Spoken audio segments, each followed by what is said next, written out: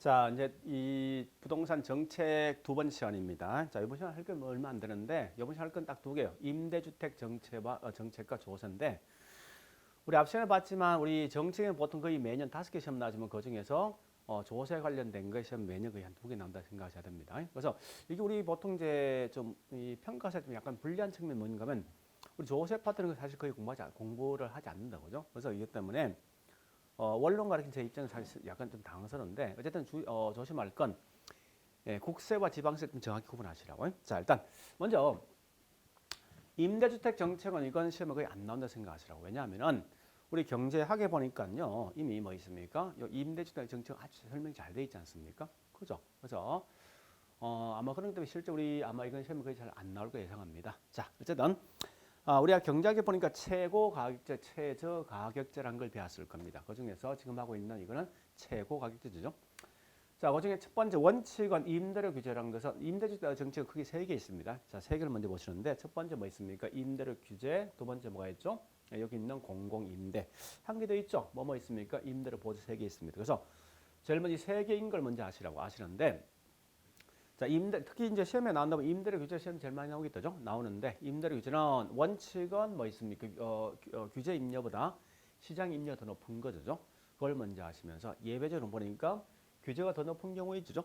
자, 이건 조심할 건 무조건 최고 가격제 일거 가정합니다. 그러면 예외적으로 규제 가격이 더 높을 때는 아무런 영향 없습니다. 다만 이와 같은 내용은 좀 일반적인 내용 아닙니까? 그죠? 그런데 특히 임대주택 정책은 중요한 것은 우리 특히 부동산 학과에서는 보통 많이 쓰는 게 단기, 장기를 구분해서 많이 낸다는 거예요. 자, 그러면 꼭 기억하실 거. 우리 부동산에서는 단기와 장기에 대한 차이가 제일 중요한데 이 단기와 장기는 특히 공급적인 측면이 중요한 거 아닙니까? 집을 짓는 결국은 장기니까 단기에서는 절대 공급량이 변화가 없다는 거예요. 변화가. 이걸 좀 기억하시고요. 장기는 뭐 있습니까? 신규 물건 등을 만들어주다 보니까 이 변화가 있다고 보시면 되겠습니다. 이걸 꼭 기억하시라고. 그 다음에 우리 수요 측면은 결국은 이건 현재 있는 가격에 적극적인 반응을 보이게 되어 있습니다. 그래서 이것 때문에 단기는 변화가 있는 거예요. 이렇게 기억하시면 되겠습니다. 그래서 만약 문제에서 임대료 규제이든 그다음에 또 저기 뭐 있습니까? 공공임대이든 또 그다음에 임대료 보조는 나오거든. 무조건 단기에서 수요가 공급의 변화가 있다면 이건 다 틀린 거예요.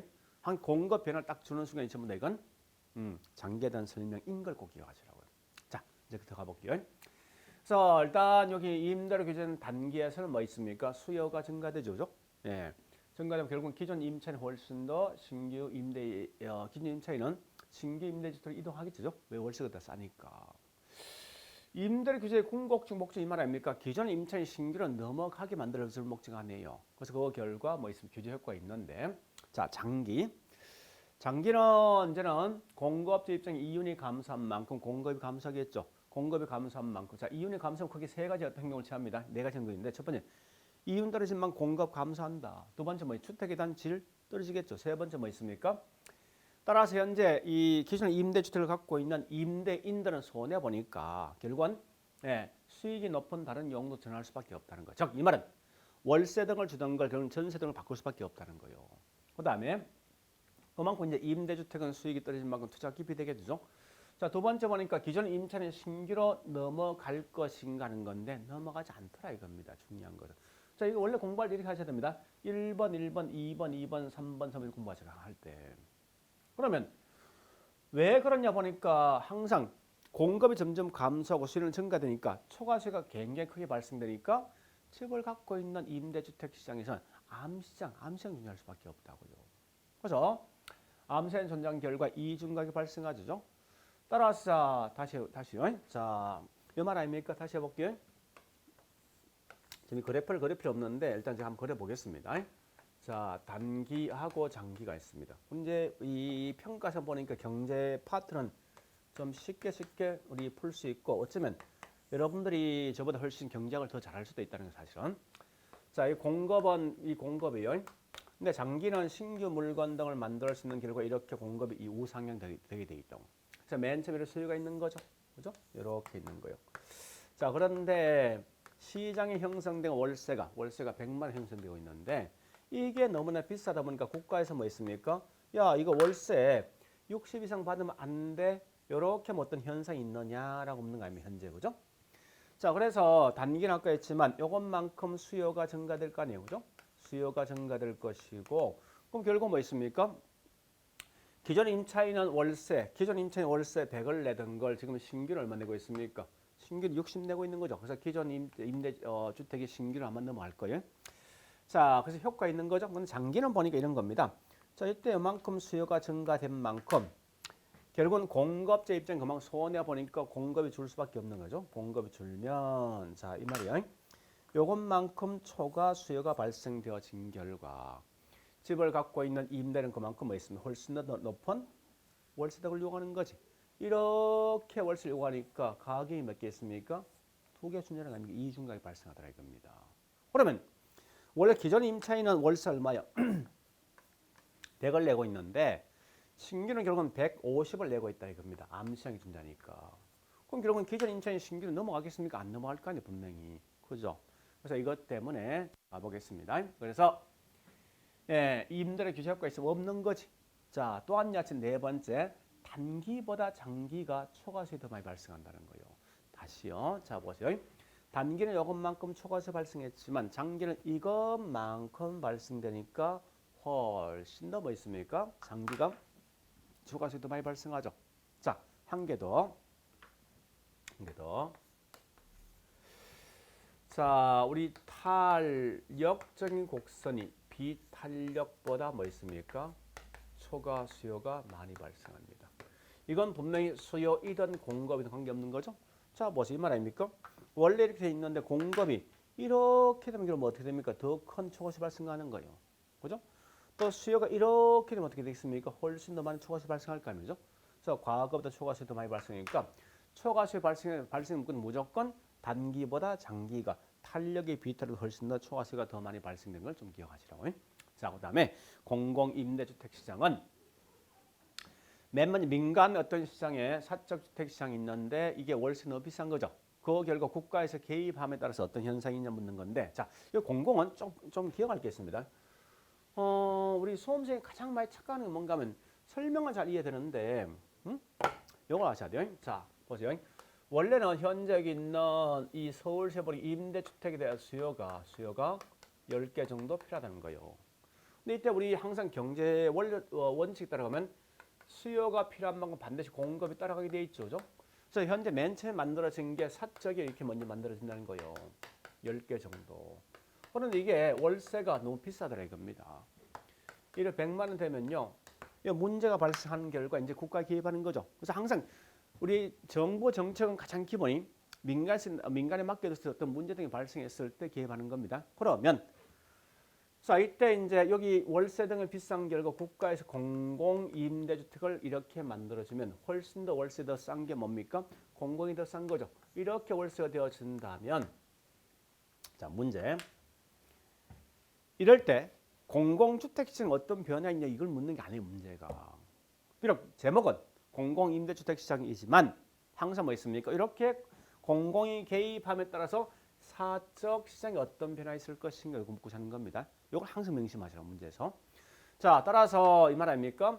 공공주택이 개입한 만큼 월세가 더 싸니까 사적이 있는 이 수요자 이렇게 넘어오게 되죠. 사적 시장에 있는 주택 수요 감소하더라.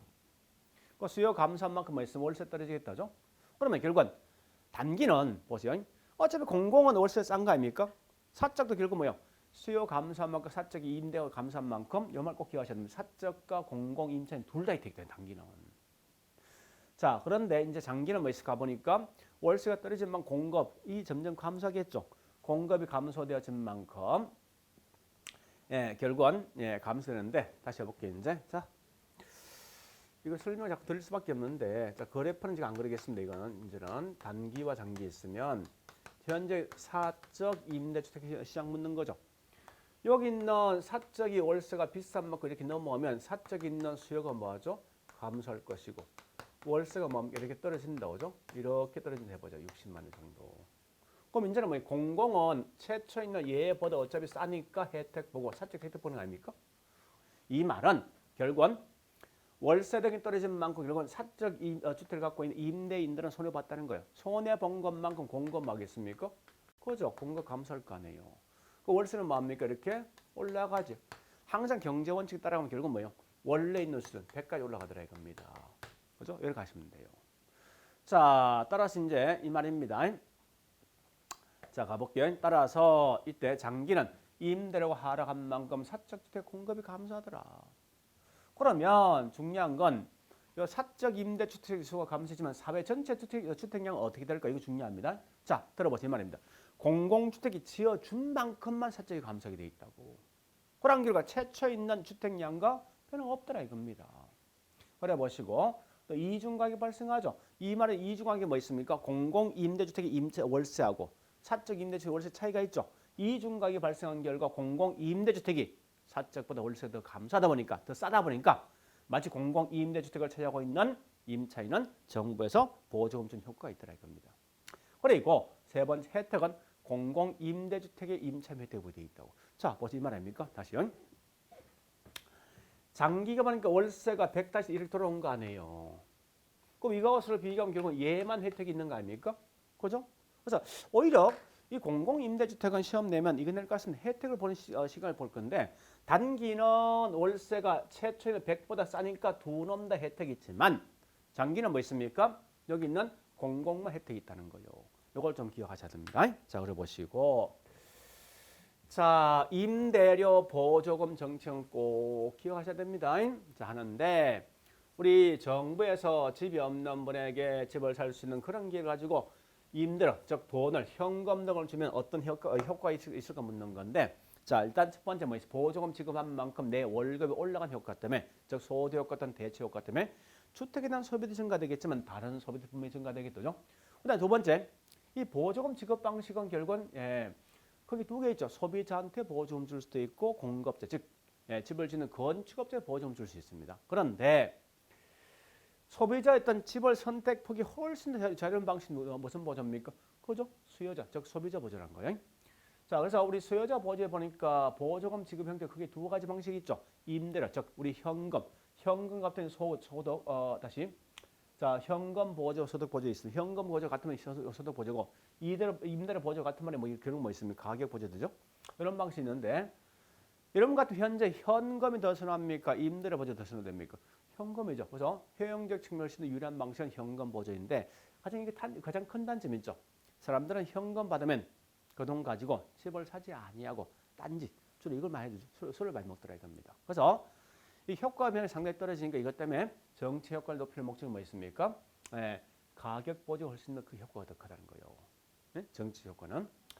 자, 그런데 중요한 건 여기 보조금의 단기는 보조금 지급한 만큼 수요가 증가되겠죠. 자, 다시 볼게요. 이리 가보자고요.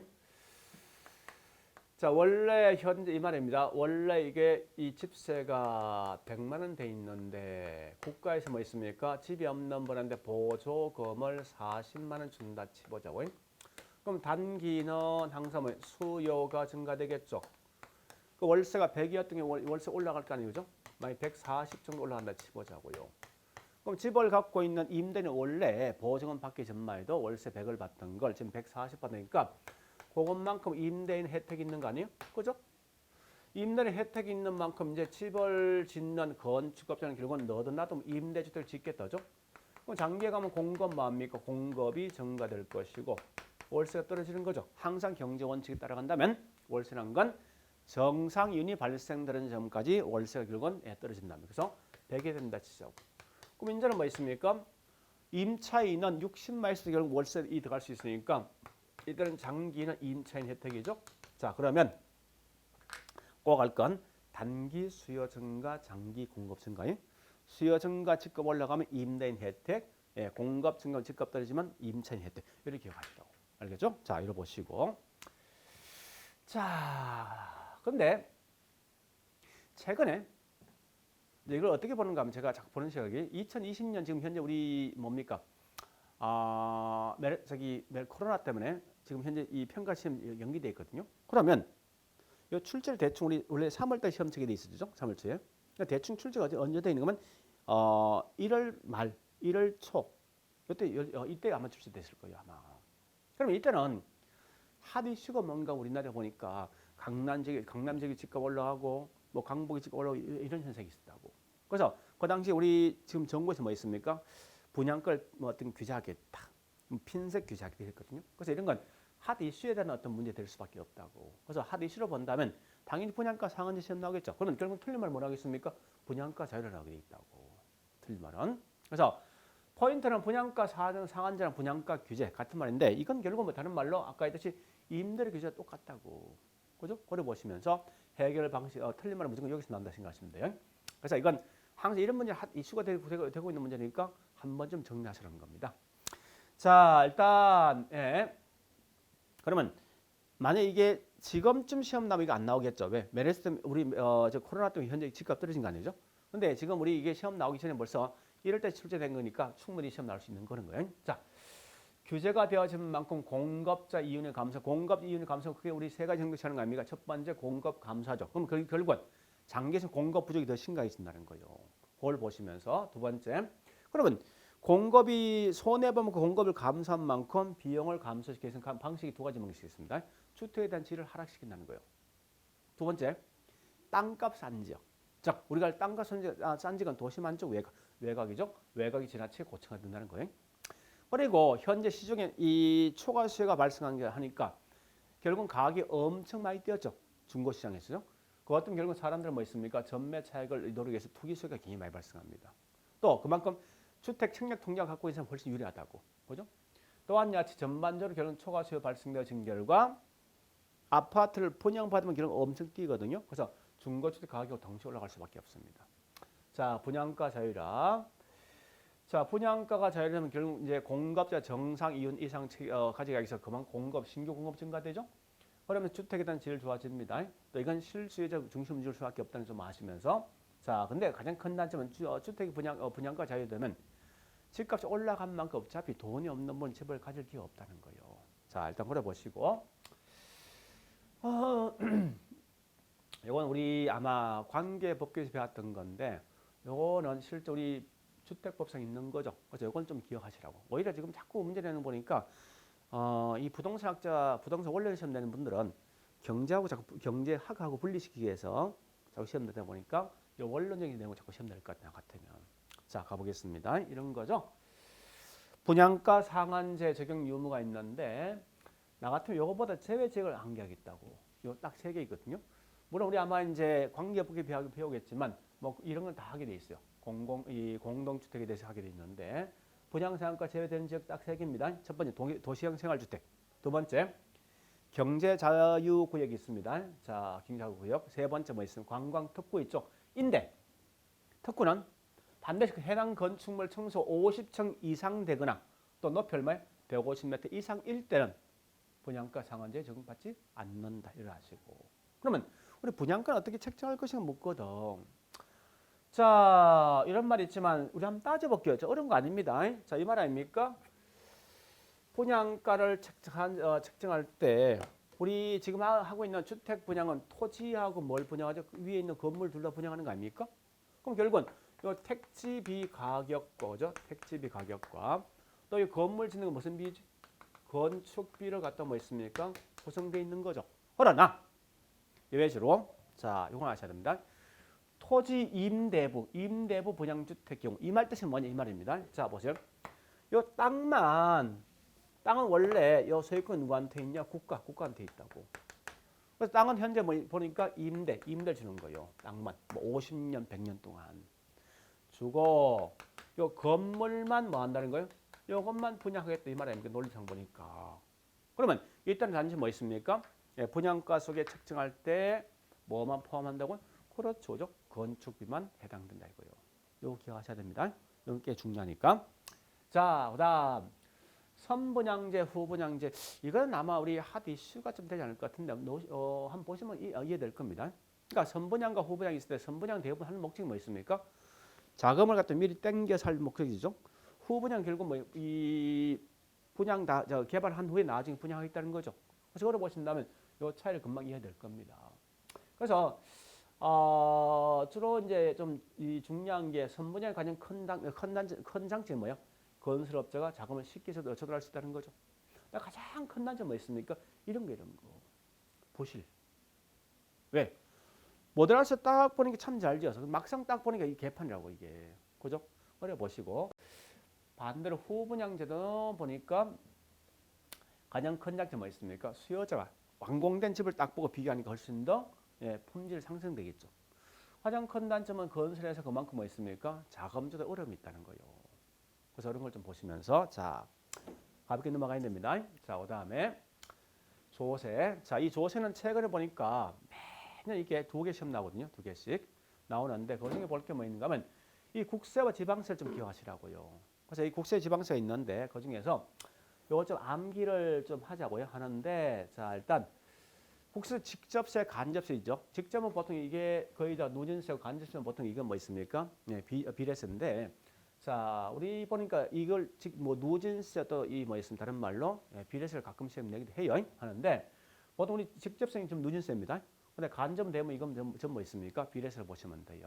자 그런데 국세에서 직접세가 크게 보니까 크게 다섯 개 마시라고. 자, 소법인 상정종입니다. 그래서 소득법인세, 우리 또 뭐 있습니까? 상속정력, 그다음 종합 정보세 있죠. 여기 전부 다 국세고. 조심할 건, 자, 재산세는 이건 지방세입니다. 그러니까 제가 좀 이따 할 건데, 이 밑에 있네. 보유세는 크게 2개 있는 거예요. 정보세하고 재산세 2개 있죠. 있는데 여기 있는 재산세는 결국은 지방세고 종부세는 국세입니다. 그다음에 국세적인 간접세가 크게 3개. 부인 개소세. 자, 부인 개소세인데 이와 같은 경우 결국 뭐 있습니까? 이게 국세 중에 포함된다 생각하시라고. 그다음에 지방세는 보니까 우리 뭐 보통 뭐 목적을 알 필요 없이 단지 이거 마시면 돼요. 취등록, 살 때, 그죠? 살 때 취등록. 그다음에 자동차, 면허. 다시요. 등록은 자동차 같은 거 아닙니까? 면허세 같은 거죠. 요건 전부 다 간접이고 그다음에 하나 더 주민세 당연히 이건 지방세입니다. 그다음에 재산세 결국은 지방세 되겠죠. 요거 구분하시라고. 그래서 이게 우리 시험에 3번 나왔어요. 그걸. 자, 이건 누진세, 요건 뭐 있습니까? 저기 비례세. 어려 보시면 되겠네. 그다음에 우리 보유세하고 그다음에 상속 양도를 좀 구분하시는 상속 양도가 있는데 둘 다 이건 보유세를 보니까 요건 인별. 그러니까 사람 직격하는 거죠. 또한 누진세 적용할 것이고 그다음에 과세 관청의 세액을 산정한다는 거예요. 그런데 밑에 있는 양도란 또는 뭐 있으면 저기 있는 상속세는 납세 의무자 과세 관청의 신고를 통해서 뭐 있습니까? 세금 납부한 제도죠. 자, 이거 좀 잘 좀 기억하시 굉장히 중요하니까 걸어보시고 그다음에 또 뭐가 있는가 하면 이 조세 귀착 증가는 이미 우리 아마 저기 있는 경제학에서 공부를 하고 있거든요. 그래서 하니까 그냥 가볍게 넘어가시라고.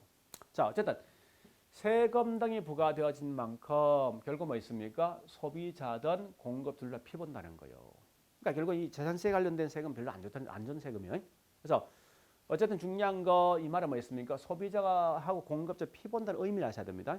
소비자가 피본다는 말은 그만큼 뭐 있습니까? 실제 지불할 수 있는 금액보다 더 크다는 거지. 즉 세금 부과되기 전보다 세금 부과에 훨씬 많은 돈을 지불한다는 거예요. 또 공급자는 뭐 있으면 세금을 빼면 자기 손에 실제 이 손에 질 수 있는 금액은 감소하는 겁니다. 그래서 어쨌든 세금 등을 부과했을 때 소비자와 공급 둘 다 피본다. 이익률을 감소합니다. 조세 증가 정도는 반드시 뭐 있습니까? 수요와 공급의 상대적 탄력성 크기 차이인데 중요한 건 항상 세금은 비탄력이 탄력보다 많은 세금 내게 돼 있죠. 뭐 이건 이해될 거고. 그다음에 완전 비탄력이 모두 부담하고 완전 탄력은 전혀 세금되지 않습니다. 자, 그다음에 보니까 세 번째 모든 주택 가격에 일률적 세율 등을 부과하면 절대 뭐 역진세 성격이 있는 거지 절대 형평과세 아니에요. 좀 기억하시고. 그래서 이런 역진세 성격이 있는 걸 해결할 방식이 뭐냐 보니까 차등과세를 부과하든지 노진세 부과하고 아니면 공공주택을 대량 건설하면 그만큼 임차인에게 조세 증가되는 부분이 완화되겠죠.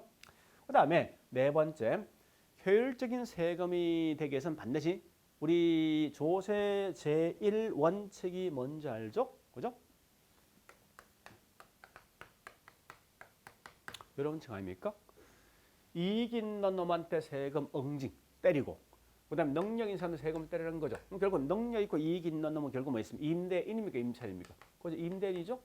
그럼 결국 임대인이 훨씬 더 많은 세금을 내야 된다 이거예요. 말듯이.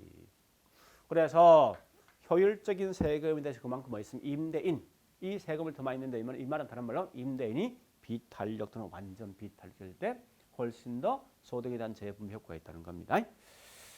자, 다섯 번째 헨리 조지의 토지 단세는 이건 앞으로 시험 내면 틀린 말 내지 못합니다.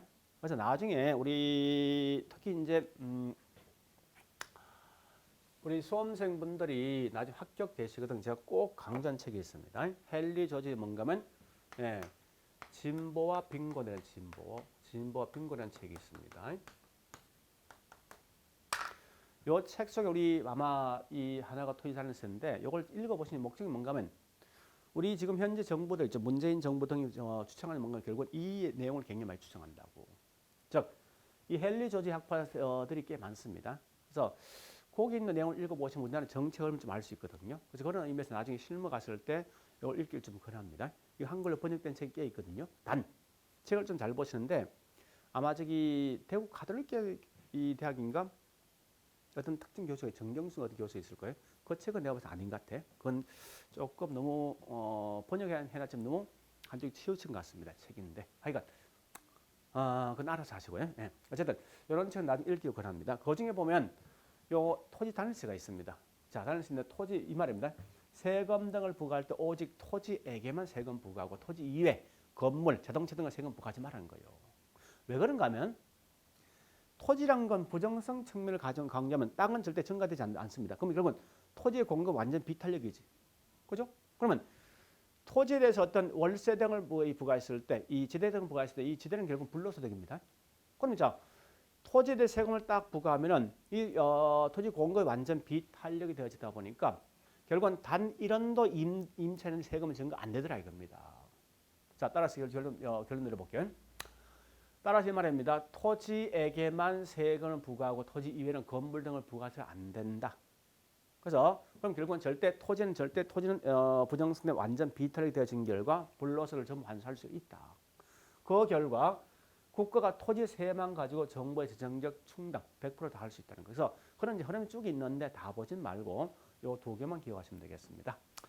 자, 이번 시간에 했던 건 제가 뭐 했는가 하면은 저기 임대주택 정책과 그다음에 조세 정책인데 오히려 우리 경작이 나올 수 있는 뭐 임대료 규제 이런 것보다 훨씬 더 중요한 게 분양가 규제에 대해서 어떤 법적 규제 있죠. 그걸 보시고 또 세금도 뭐 있으면 주로 본다면 뭐 조세, 국세, 조세에서 국세는 지방세 어떤 구분, 누진세 같은 게 있죠. 이런 걸 좀 공부해 놓으세요. 아마 그런 거 공부하시면 이 정책에 대해서 특히 좀 문제 좀 쉽게 구할 수 있을 겁니다. 자, 오늘 여기까지 수업하겠습니다. 자, 수고했습니다.